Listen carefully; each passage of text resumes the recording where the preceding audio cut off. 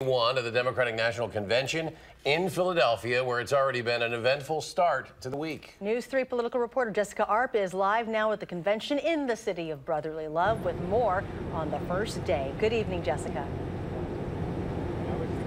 Well, yeah, the Democrats were really hoping to feel the love on this first day of the convention, but it's been quite a rocky start. Of course, we have the DNC chair stepping down after leaks show that she was sending emails and some believe she was biased toward Hillary Clinton. We have Bernie Sanders supporters making their presence known in the convention hall with boos, some of them still not coming along with Hillary Clinton as the Democratic nominee. But some of the speeches that we saw tonight aimed to change that and did bring some unity to this convention hall. Tonight, First Lady Michelle Obama got emotional in front of delegates and saying that no one should let anyone say the country isn't great or that it needs to be great again, telling delegates she wakes up each morning in a home built by slaves and that her children take for granted that a woman could be president. But the speaker most were waiting for here tonight is Bernie Sanders, who is struggling to get some of his delegates to back Clinton.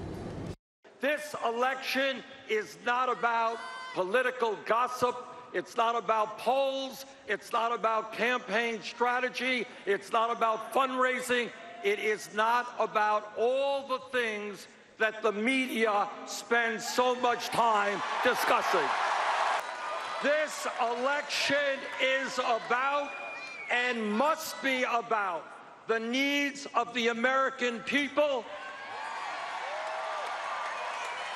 and the kind of future we create for our children and our grandchildren.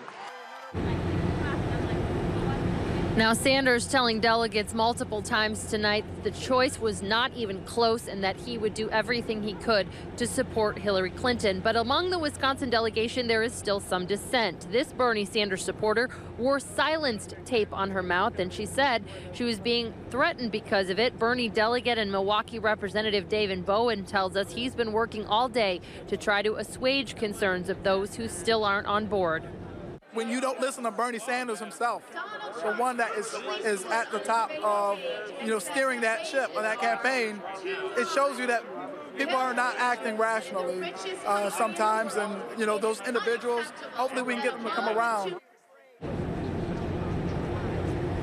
Now, Bowen says he's been focused on the issues that have been important to Bernie delegates in his conversation and trying to explain that those values, he believes, won't be supported by any other candidate. So many of the delegates leaving here on this high note with Bernie Sanders saying that he would support Hillary Clinton and do everything he could to back her. It's an open question, though, at this point, how the Wisconsin delegates react, how other delegates who have chanted and shouted down many speakers here saying that they still support Bernie Sanders. Sanders also, though, including a line in his speech saying he was looking forward to the roll call vote and the votes cast for him tomorrow night, so we can expect some fireworks when we see that roll call. And we also know that Wisconsin delegates will hear from Sanders at their breakfast in the morning. We will have much more from that in our early shows on News 3 tomorrow. All right, from Cleveland, and now Jessica Arp in Philadelphia.